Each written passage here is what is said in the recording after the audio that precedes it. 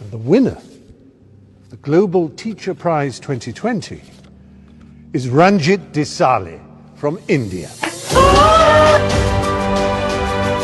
ఈ నవ్వు వెనకాల ఎంతటి కష్టం ఎంతటి ఆనందం దాగుందో ఈ వీడియో పూర్తయ్యేలోపు మీకు అర్థమవుతుంది.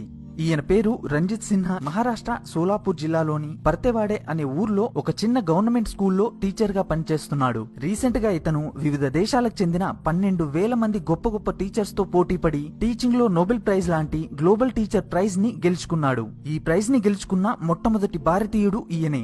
ఒక సాధారణ గవర్నమెంట్ స్కూల్ టీచర్ అయిన ఈయనకి ఈ అవార్డు ఎలా వచ్చింది? ఈయన అక్కడున్న స్కూల్ ని, అక్కడున్న స్టూడెంట్స్ యొక్క జీవితాన్ని, అక్కడున్న సమాజాన్ని ఎలా మార్చాడు అనే విషయాల్ని ఈ వీడియోలో మనం తెలుసుకుందాం. మరెందుకు ఆలస్యం, ఈ గ్లోబల్ టీచర్ ప్రైజ్ గురించి ఒకసారి చూద్దాం.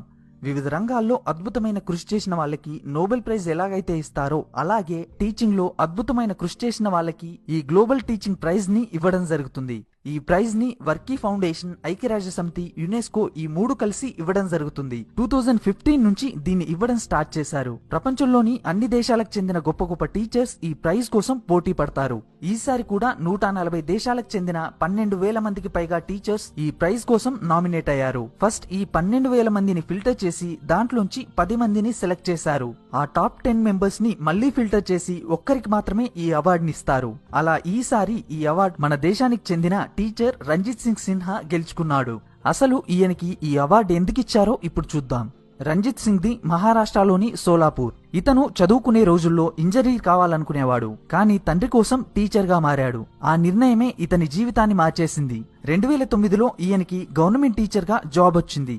మహారాష్ట్రలోని సోలాపూర్ జిల్లాలోని పరితెవాడే అనే ఊర్లో ఉండే గవర్నమెంట్ స్కూల్లోనే ఈయన పోస్టింగ్. ఫస్ట్ డే జాయినింగ్ కోసం స్కూల్ కెళ్లి చూస్తే పడిపోవడానికి సిద్ధంగా ఉన్న ఒక పాత బిల్డింగ్, దాని పక్కనే పశువుల కొట్టం, మరో సైడ్ పాతబడ్డ గోడౌన్. ఇది ఆ స్కూల్ పరిస్థితి.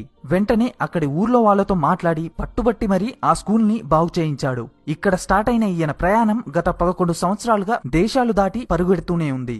ఈ స్కూల్ కి చుట్టుపక్కన ఉన్న ఊర్లలో చాలా వరకు జనాలు కన్నడ మాట్లాడతారు, కానీ స్కూల్ బుక్స్ లో ఉండే పాఠాలు వేరే లాంగ్వేజ్ లో ఉండేవి.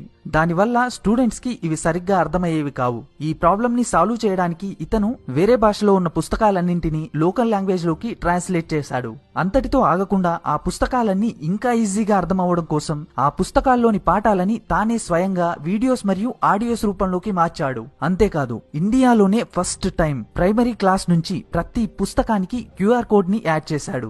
స్టూడెంట్స్ ఈ కోడ్ ని స్కాన్ చేస్తే చాలు, బుక్స్ ని ఓపెన్ చేయాల్సిన అవసరం లేదు. స్కాన్ చేసిన వెంటనే బుక్స్ లో ఉన్న పాఠాలన్నీ వీడియోల రూపంలో ప్లే అవ్వడం స్టార్ట్ అవుతాయి. ఇలా పుస్తకాలకి QR కోడ్ ని యాడ్ చేసిన ఫస్ట్ స్కూల్ ఈ స్కూల్. ఈ విధానం సక్సెస్ఫుల్ అవడంతో రానున్న రోజుల్లో మహారాష్ట్రలోని అన్ని స్కూల్స్ లో ఈ QR కోడ్ పుస్తకాలని ప్రవేశపెడతామని మహారాష్ట్ర గవర్నమెంట్ అనౌన్స్ చేసింది.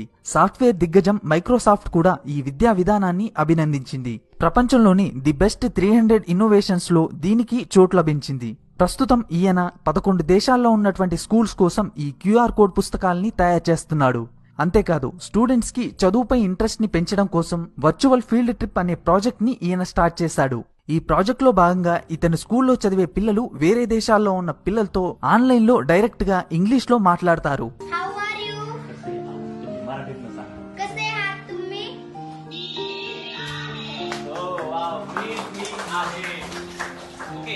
ఇతను ఊర్లో ఉన్న ప్రతి అమ్మాయి తప్పనిసరిగా చదువుకోవాలని వాళ్ళ పేరెంట్స్ దగ్గరికి మరీ వాళ్ళని ఒప్పించేవాడు. అందుకే ఇతని స్కూల్లో అమ్మాయిల అటెండెన్స్ ఎప్పుడూ 100% ఉండేది. అందుకే ఈ స్కూల్ కి 2016లో జిల్లాలోనే ది బెస్ట్ స్కూల్ అవార్డు లభించింది. ఈయన కేవలం చదువుని డెవలప్ చేయడం గురించే కాదు, సమాజం గురించి ఆలోచించడంలో కూడా ముందుంటాడు. బాల్య వివాహాలు కరెక్ట్ కాదని, ఊర్లో ఒక్క బాల్య వివాహం కూడా జరగకూడదని ఊరి మొత్తాన్ని ఒప్పించాడు. గత 10 సంవత్సరాలుగా ఈ ఊళ్ళో ఒక్క బాల్య వివాహం కూడా జరగలేదు.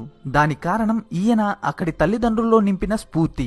मुलींचे तर लहान वयात लग्न लावायचे, पण मी आई वडील व रणजित सरांची आभारी आहे.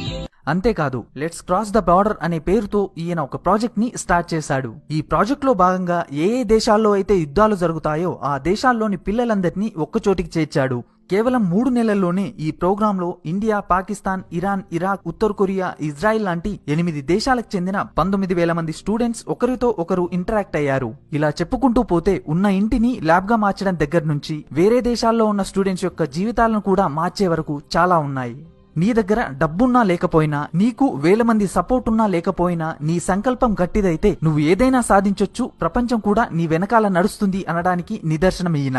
ఒక టీచర్ తలుచుకుంటే ప్రపంచాన్ని మార్చగలడు అనడానికి బెస్ట్ ఎగ్జాంపుల్ ఈయన. ఈయన చేసిన కృషికి గాను ఈయనకి 2018లో innovative of the year award లభించింది. మైక్రోసాఫ్ట్ CEO సత్య నాదెళ్ల గారు రాసిన హిట్ రిఫ్రెష్ అనే పుస్తకంలో కూడా ఈయన గురించి రాయడం జరిగింది. మరో గొప్ప విషయం ఏంటంటే ఈయనకి ఈ గ్లోబల్ టీచర్ ప్రైజ్ వచ్చినందుకు గాను 7.5 కోట్ల రూపాయలు బహుమతిగా వస్తే దాంట్లో నుంచి సగం డబ్బుల్ని తనతో పాటు టాప్ 10లోకి వచ్చిన తన తోటి టీచర్స్ కి ఇచ్చేసిన గొప్ప వ్యక్తి ఈయన. మన దేశంలో చదువుకోవడానికి సరైన సదుపాయాలు లేకపోవచ్చు, కానీ ఇలాంటి టాలెంటెడ్ టీచర్స్ కి మాత్రం కుదవలేదు. కానీ ఇలాంటి ఒకరో ఇద్దరు పేర్లు మాత్రమే జనాల వరకు వస్తాయి. జనాల వరకు రాని రంజిత్ సిన్హా లాంటి టీచర్స్ తెర వెనక ఎంతో మంది ఉన్నారు. ఉత్తరప్రదేశ్ సలీంపూర్ కి చెందిన రైతు బిడ్డ 46 ఏళ్ల ఆదిత్య కుమార్ గత 24 సంవత్సరాలుగా ప్రతిరోజు 60 కిలోమీటర్ల చొప్పున సైకిల్ పై దేశం మొత్తం తిరుగుతూ దారిలో స్లమ్స్ లో ఉండే పిల్లలకి ఫ్రీగా చదువును చెప్తున్నాడు. ఎక్కడ అలసిపోతే అక్కడి ఫుట్పాతే ఈయన bed. Limca book of record తో పాటు మరో 20 ప్రపంచ రికార్డులు వచ్చిన ఈయన పేరు మన దేశంలో ఎవ్వరికీ తెలీదు. మరో టీచర్ రాజేష్ కుమార్ శర్మ. స్కూల్ కి కావాల్సిన ప్లేస్ లేకపోయినా మెట్రో వంతెన కింద స్కూల్ ని స్టార్ట్ చేసి అక్కడ స్లమ్స్ లో ఉండే పిల్లలకి ఫ్రీగా చదువును చెప్తున్నాడు. ప్రతిరోజు ఈ స్కూల్ కి 200 మందికి పైగా పిల్లలు అటెండ్ అవుతారు. కేరళలోని మలప్పురం జిల్లాలో ఒక government school teacher Abdul Malik 1994 నుంచి, అంటే లాస్ట్ 25 సంవత్సరాల నుంచి ఇతను నదిలో ఈదుతూ నదిని దాటి స్కూల్ కి వెళ్తున్నాడు. లాస్ట్ 25 సంవత్సరాల్లో ఏ రోజు ఇతను తన క్లాస్ ని మిస్ అవ్వలేదు.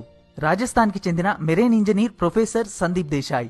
ఇతను పేద పిల్లల కోసం స్కూల్ ని స్టార్ట్ చేసి దాని డెవలప్మెంట్ కోసం ప్రతిరోజు ముంబై ట్రైన్ లో యాచిస్తూ డబ్బుల్ని కలెక్ట్ చేస్తున్నాడు. ఈయన స్కూల్లో తినడానికి తిండి దగ్గర నుంచి బట్టలు, పుస్తకాలు అన్నీ ఫ్రీ. ప్రస్తుతం ఇతని స్కూల్లో 800 మంది స్టూడెంట్స్ చదువుతున్నారు. పాట్నాలోని రెహమాన్ IAS IPS కోచింగ్స్ కోసం వేరే ఇన్స్టిట్యూట్స్ లక్షల రూపాయల ఫీజులు తీసుకుంటే రెహమాన్ మాత్రం కేవలం 11 రూపాయల ఫీజుని మాత్రమే తీసుకుని కోచింగ్ ఇస్తున్నాడు. శ్రీకాకుళం జిల్లా మామిడిజోలా అనే విలేజ్ లో బాలకృష్ణ అనే ఈయన స్కూల్ టీచర్. చుట్టూ కొండలు, మధ్యలో స్కూల్ ఉండడం వల్ల కొండకి బయటున్న ఊర్లలోని పిల్లలు స్కూల్ కి రావాలంటే కొండను దాటి మరో 2 కిలోమీటర్లు నడవాల్సి ఉంటుంది. దూరం ఎక్కువగా ఉండడం వల్ల పిల్లల్ని స్కూల్ కు పంపడానికి తల్లిదండ్రులు ఒప్పుకునేవాళ్ళు కాదు. అప్పుడు ఈయన వాళ్ళ ట్రాన్స్పోర్టేషన్ బాధ్యత నాది అని వాళ్ళ తల్లిదండ్రుల్ని ఒప్పించాడు. అప్పట్నుంచి ఆ పిల్లలందరినీ తన బైక్ మీద విడతల వారీగా స్కూల్ కి తీసుకొస్తాడు. సాయంత్రం స్కూల్ అవ్వగానే విడతల వారీగా వాళ్ళ ఇంటి దగ్గర దింపేస్తాడు. అలా ఇతను ప్రస్తుతం 38 మంది పిల్లల్ని తన బైక్ మీద డ్రాప్ చేస్తున్నాడు. ఇలా గత 7 సంవత్సరాలుగా చేస్తూనే ఉన్నాడు. అది కూడా ₹1 కూడా తీసుకోకుండా. శ్రీరామ్ నగర్ గవర్నమెంట్ స్కూల్లో ఫిజిక్స్ టీచర్ గా పనిచేసే గౌరీ శంకర్ గారు గత 4 సంవత్సరాల్లో ఈయన ఒక్కరోజు కూడా స్కూల్ కి లీవ్ పెట్టలేదు. ఇలాంటి ఎంతో మంది టీచర్స్ పిల్లల జీవితాల్ని మార్చుతూనే ఉన్నారు. వీళ్ళందరికీ ఫ్యాక్స్ ఫర్ యూ తరఫు నుంచి సెల్యూట్. చివరిగా ఒక్క విషయం, తెలంగాణలో లాస్ట్ 6 సంవత్సరాల నుంచి గవర్నమెంట్ టీచర్స్ కి ప్రమోషన్స్ లేవు. అన్ని అర్హతలున్నప్పటికీ 25,000 మంది టీచర్స్ 6 సంవత్సరాల నుంచి తమ ప్రమోషన్స్ కోసం వెయిట్ చేస్తూనే ఉన్నారు. వీళ్ళలో ఆల్రెడీ 8,000 మంది ప్రమోషన్ అందకుండానే రిటైర్డ్ అయ్యారు. గత 3 ఏళ్లుగా ఈ టీచర్స్ అంతా ప్రమోషన్స్ కోసం ప్రభుత్వానికి విజ్ఞప్తి చేస్తూనే ఉన్నారు. కానీ విషయం ముందుకు వెళ్లట్లేదు. ఇప్పటికైనా గవర్నమెంట్ వీళ్ళ గురించి ఆలోచించి వీళ్ళకి న్యాయం చేయాలని కోరుకుంటున్నా. ఇది ఫ్రెండ్స్ టీచర్ రంజిత్ గారి స్టోరీ. ఈ వీడియో చూసిన తర్వాత మీకు కూడా మీ టీచర్ గుర్తుకొస్తే ఈ వీడియోకి లైక్ చేయండి. మీ టీచర్ కి ఏం చెప్పాలనుకుంటున్నారో కింద కామెంట్ చేయండి.